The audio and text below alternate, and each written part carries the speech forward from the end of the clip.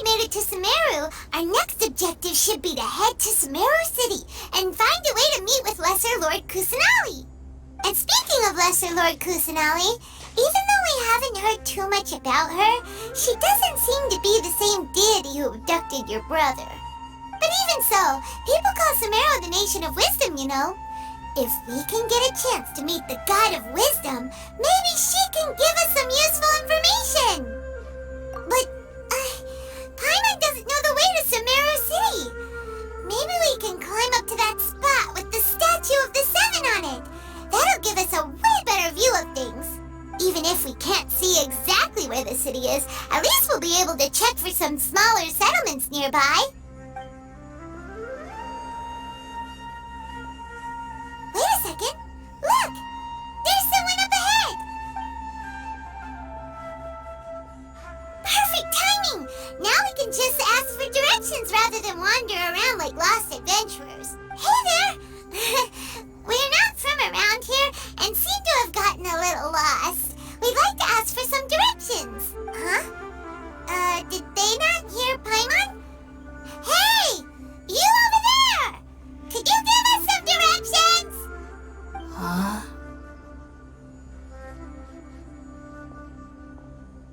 What's going on here? There's no way she could have missed that. Wait! Could she be ignoring us? How dare she?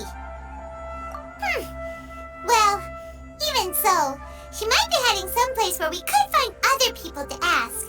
Let's keep our distance and follow her. When we get the chance, we'll just ask someone else for directions.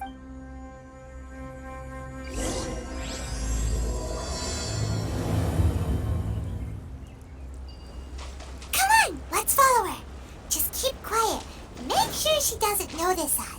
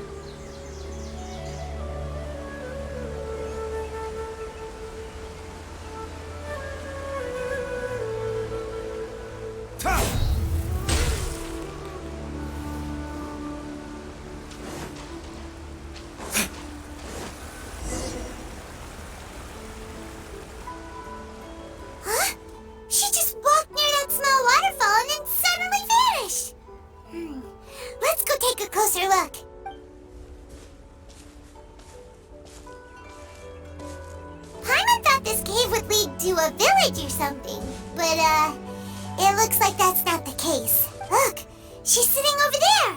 Wait, she couldn't possibly be living here, could she? What should we do now? Do we try asking her for directions again? Alright then. It's not like we have anyone else we can ask. Even if she's not very friendly, we just need her to point us in the right direction. That's all. Oh. What a lovely smell! It's coming from that sensor over there. This is definitely not your typical place to call home, but at least it smells nice. Maybe living here wouldn't be too bad after all.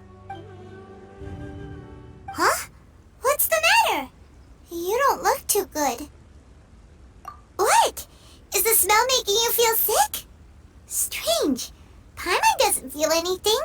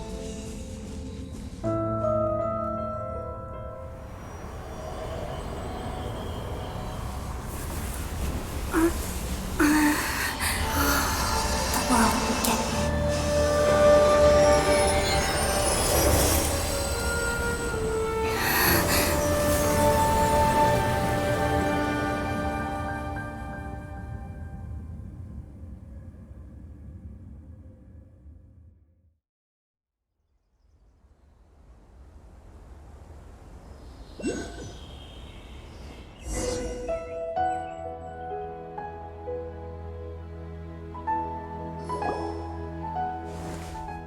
sure it's not serious? The Traveler's been out for a long time now. Yes, you can relax. Believe me, Master is extremely knowledgeable. If he says that she's going to be alright, then there's absolutely nothing to worry about. Oh, are you awake now? Oh, thank goodness! Traveler, you're finally awake! Well, we're at... good question. Where are we? Paimon was in such a panic when you passed out that she even forgot to ask what place this is. This is Gandharvaville. It was originally built by scholars from Sumeru as a place to rest in the rainforest. Now it's mainly used by the forest rangers as a base of operations. My name is Collei. I'm a trainee forest ranger. My master and I found you passed out during our patrol, so we brought you here. Oh, no things are necessary. I didn't do anything really. By the way, how are you feeling now? Any discomfort? Oh, that's Master's herbal medicine you're tasting. He gave you some while you were unconscious. Before I forget, Master mentioned you should take more medicine once you wake up.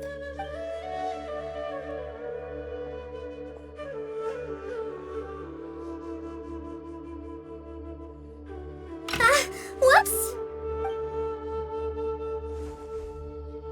Collei, what's the matter? Were you trying to retrieve the medicine? As I've already told you, you must be careful with these. All right, I'll get it for you once I'm finished here. Sorry, Master. Now, the guide to Avidya Forest's edible fungi is clearly posted on our bulletin board. But if Farbode forgets which mushrooms to avoid one more time, I'll have no choice but to leave the guide somewhere a little more visible. Like right smack on his forehead so others can remind him to be careful. Right? This is the second time he's come down with food poisoning this month. I'll be sure to give him a good talking to.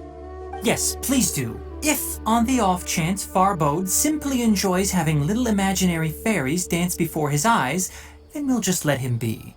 But the next time he requires any of our medicine, be sure to charge him accordingly.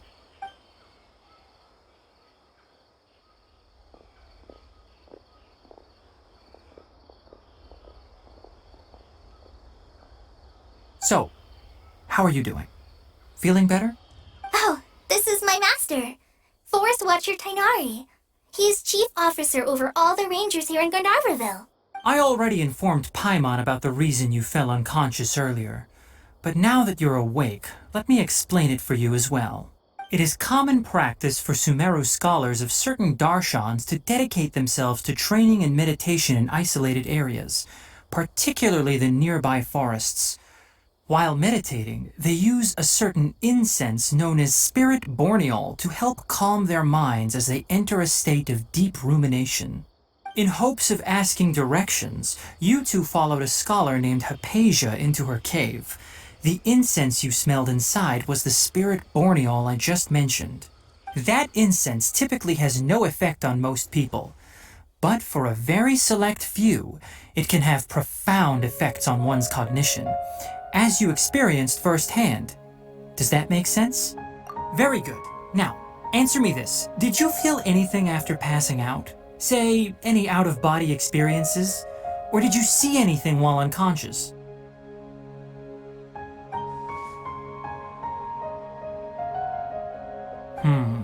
Collei, let the others know to stop bringing their patrol logs here for now. Huh? Why? Because these two will be staying here for the next few days. They can have my room and I'll bunk with Amir. Now get a move on and be sure to do as I've said. Yes, Master Tighnari.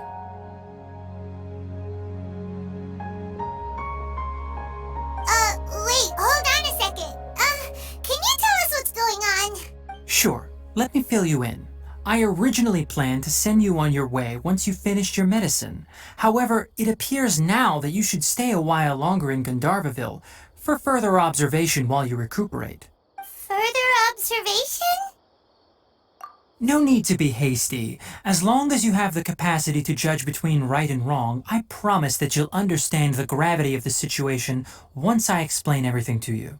Based on what you saw after smelling the incense and losing consciousness, we can conclude that you experienced a powerful hallucination, which suggests your mental state is not in the best of shape. If you're skeptical, have a whiff of this. Whoa! Are you okay? You're experiencing a similar sensation as when you passed out, aren't you? So even though your condition is stable as of now, if I were to haphazardly let you leave, it's highly likely that you'd suddenly pass out again somewhere else. The rainforest is home to many fierce animals and hazardous areas. If something were to happen to you again, I'm afraid you might not be so lucky. For now, I suggest you continue taking your medicine each day and avoid wandering off on your own. At least until you stop having adverse reactions to this kind of smell, okay? Good. Now continue resting while I fire up another bowl of medicine for you. Seriously? We just arrived in Sumeru and we're already having problems left and right! Paimon knows we're set on meeting Lesser Lord Kusanali as soon as possible, but you really don't look too good. It'd probably be best to let you recover first. Hey! Are you even listening to Paimon? Paimon's over here worrying about you, you know! What's weird? You mean how you're feeling now?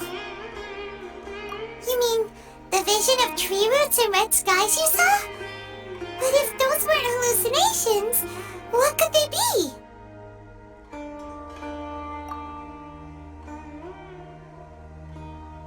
Well, considering how unique you are, Paimon trusts your judgment here.